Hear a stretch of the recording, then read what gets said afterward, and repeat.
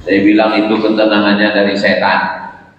Setanlah yang membisikkan tenang, tenang, tenang, supaya ikut kepada dia. Ketenangan yang hakiki yang benar hanyalah dengan zikir.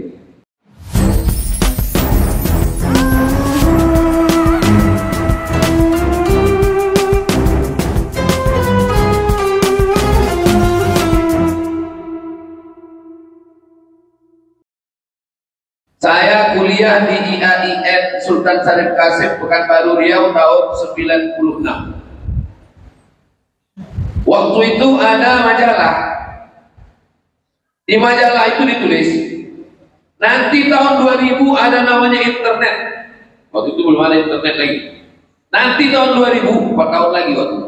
Kalau saya baca majalah itu 96. Nanti tahun 2000 ada namanya internet. Internet ini akan masuk ke rumah-rumah. Orang bebas akses. Dunia akan kacau balau. Anak-anak muda akan rusak otaknya. Waktu itu saya bayangkan tahun 2000 anak muda udah kacau. Berarti 2020 udah error semua. Masjid udah kosong semua. Apa yang terjadi?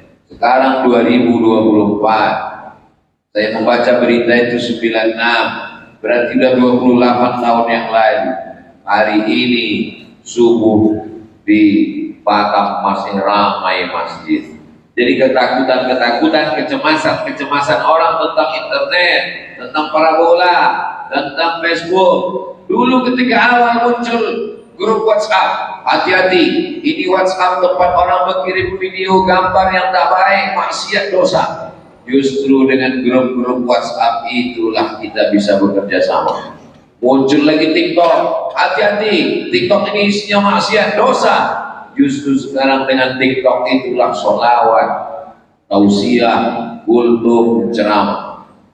Muncul YouTube, ini penyebar maksiat, dosa. Justru dengan YouTube itulah jamaah bisa mengenal para ustadz, guru-guru kita semua. Jadi kembali semuanya, internet, YouTube, film, sinetron, TikTok, Instagram, Telegram, Miligram, Ilogram. Ini semua hanyalah wasilah, tergantung orangnya. Kalau orangnya baik, internet jadi baik. Kalau orang jahat, jangankan internet, bisa lipat pun jadi jahat. Kalau orangnya baik, nah orang ini baik, apanya baik? Apakah matanya baik? Apakah telinganya baik? Ternyata mata, telinga, tangan, kaki itu hanyalah makmum. Lalu imamnya siapa? Imamnya adalah ala fil jasadi mudghah. Ketahuilah di dalam jasad ini ada segumpal, ada sekepal. Idza salahat jasadu kullu. Kalau dia baik, maka yang lain ikut menjadi baik.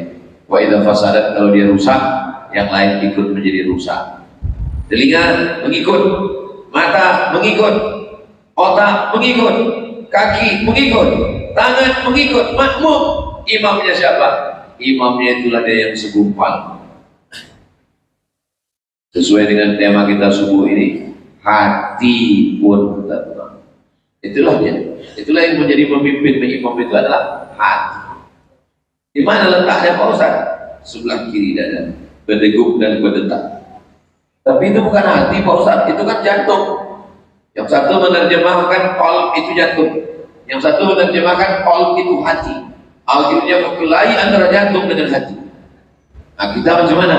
Kita gabungkan aja mereka berdua. Apa itu? Jantung hati. Makanya selalu engkaulah jantung hatiku. Kenapa? Kenapa disebut dengan jantung? Karena memang bentuknya macam jantung pisang. Besarnya sekepal segenggam. Sesuai dengan besar genggam masing-masing. Kalau budak kecil, anak kecil, sebesar genggam dia. Mike Tyson sebesar tangan dia. Ustaz Somad sebesar jantung saya, hanya sebesar genggaman saya. 2 jari di bawah, berdegup dan berdetak. Coba rasa masing-masing. Masih berdegup? Alhamdulillah. Kalau tak berdegup, coba kasih tahu, kapan kasih apa?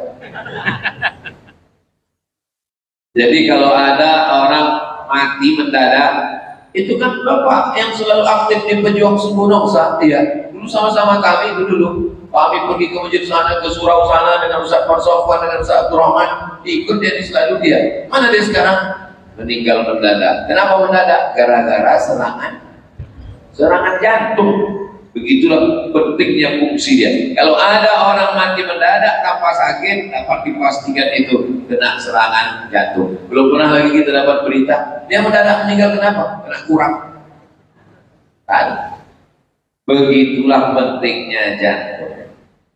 Karena fungsi jantung menyemburkan darah dari jantung naik ke otak, dari otak turun ke mata, dari otak turun ke telinga, dari otak turun ke tangan. Kalau darah tidak lancar, itu yang disebut dengan stroke ringan. Lama-lama stroke berat. Gara-gara apa? Gara-gara kolesterol. Kolesterolnya di mana? Udang, kepiting, kerang, gonggong. Jadi yang paling sangat bisa kena kolesterol ya orang Batak Cilacap. Tapi insya Allah kalau kita istiqomah menjaga sholat subuh berjamaah bersama, berjalan kaki, bergerak, badannya sehat, pikirannya sehat, insya Allah. Buktinya mana? Ini buktinya masjid tetap ramai dan penuh. 2 lantai masjidnya penuh semuanya. Mudah-mudahan beginilah seterusnya insya Allah. Amin ya Rabbal Alamin. Allah dikenang, hati pun tenang. Ini ayat Al-Quran ini sebetulnya. Mana ayatnya? Ala bi zikrillahi tatma'innul qulub. Dengan banyak berzikir mengingat Allah, maka hati menjadi tenang. Semakin besar kota metropolitan, semakin banyak bisnis. Biasanya kota-kota itu makin banyak menyediakan tempat-tempat ketenangan. Diskotik, apa yang dicari orang di diskotik itu? Mencari ketenangan. Masuk ke dalam dengar lagu pop, belum juga tenang. Masuk lagu dangdut, tak juga tenang. Lagu R&B, tak juga tenang. Lagu K-pop, tak juga tenang. Makan pil anjing gila, baru tenang. Apa yang dicari orang isap ganja? Tenang. Apa yang dicari orang sabu-sabu? Tenang. Apa yang dicari orang minum koplu? Tenang. Semuanya mencari ketenangan. Tapi ketenangannya ketenangan palsu. Memang sekarang lagi tren palsu-palsu ini memang. Dari mulai alamat palsu sampai zikir palsu. Ketenangan palsu. Datanglah ibu-ibu menjumpai saya. Ustaz Abdul Somad, ya. Ada yang mau saya tanya sama Ustaz ini, tapi saya malu di orang banyak. Ini mesti 4 mata Pak Ustaz. Saya bilang jangan kan 4 mata, 3 mata bisa apa namanya? Saya Pak Ustaz, kalau mendengar lagu dangdut itu tenang di hati saya. Saya bilang itu ketenangannya dari setan. Setanlah yang membisikkan tenang, tenang, tenang, supaya ikut kepada dia. Ketenangan yang hakiki yang benar hanyalah dengan zikir. Jiwa manusia ini terbagi 3. Ada dia memberontak saja, buat maksiat saja, cakapnya riba, namimah, adu domba, matanya melihat yang haram, telinga mendengar yang haram, perbuatannya haram, judi, riba, zina, narkoba. Ini namanya nafsul ammaratum bisu. Inna nafsa la ammaratum bisu, selalu mengajak kepada yang jahat. Kalau ngomong kita sama dia 5 menit, menit pertama itu aja yang baik, masuk menit 1,5 setan aja isinya. Yang kedua, ini lawan dari ammaratum bisu. Kalau ammaratum bisu di sini, ini yang di sini tenang aja, ngomongnya tenang, cakapnya tenang, hatinya tenang. Inilah yang diundang, dipanggil oleh Allah. Ya ayyatuhan nafsul mutmainnah, irji'i ila rabbiki radiyatan mardiyah, fadkhuli fi ibadi wadkhuli jannati. Lama hidup banyak dirasa, jauh jalan banyak ditengok. Alhamdulillah dalam perjalanan ini kita jumpa sama yang model 2 orang ini. Ada orang modelnya kalau bercakap sama dia, getar aja jantung hati kita, mau mengamuk aja buat kita. Tapi ada orang, kita udah mau mengamuk, jumpa sama dia, tenang hati kita. Belum lagi bercakap, belum menengok mukanya, tenang. Betul bos, betul bos. Ada memang kawan-kawan saya itu asal saya tengok mukanya, main setan saya. Kenapa? Utangnya tak bayar-bayar. Amaratun bisu, jahat. Mutmainnah, baik. Ini ada yang tengah-tengah. Ini namanya lawwamah. Yang lawwamah ini tergantung siapa yang ngajak. Bro, ayo kita ikut pejuang subuh nongsa. Ayo kita tabligh akbar. Ayo kita zikir. Ayo bawa motor biker subuhan. Ayo, tergantung. Ayo mabuk. Ayo sakau. Oke. Ayo kita pakai narkoba. Ayo haram. Aku yang bayar. Oke. Ini namanya lawwamah. Ini tiga-tiganya ini sebetulnya nafsu itu satu, bukan nafsu itu tiga, nafsu itu satu. Tapi kalau dia hanya jahat, namanya ammaratun bisu. Kalau dia mencela-mencela ke sana kemari, namanya lawwamah. Tapi kalau dia sudah mutmainnah, tenang, itulah dia yang dekat kepada Allah. Doakan supaya ngomong yang ceramah ini supaya nafsu jiwanya ini mutmainnah, insyaallah. Amin ya rabbal. Bagaimana cara memutmainnahkan, menenangkan jiwa ini? Jiwa apa hati, Pak Ustaz?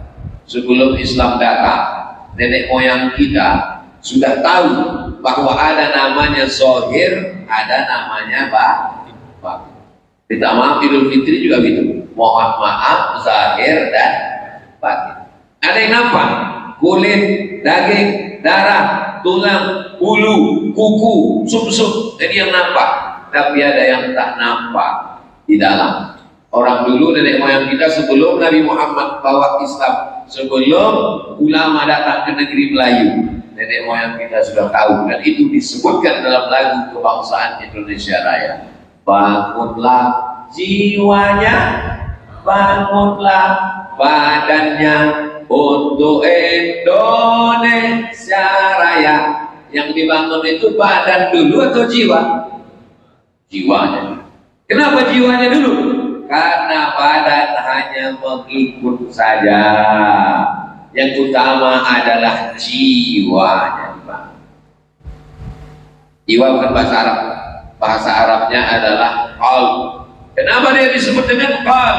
Karena dia berbolak-balik. Qallaba yuqallibu, taqallaba yataqallabu, berbolak-balik. Yusbihu mu'minan, paginya beriman, wa yumsi kafiran, petangnya kafir. Berkumpul sama pejuang subuh nongsa, baik. Berkumpul sama orang jahat, setan, berbolak-balik. Disebut dia dengan nafs, karena dia adalah hakikat diri manusia. Disebut dia dengan ruh. Kenapa disebut roh? Karena masuknya bertiup, keluarnya pun bertiup. Itu arti roh.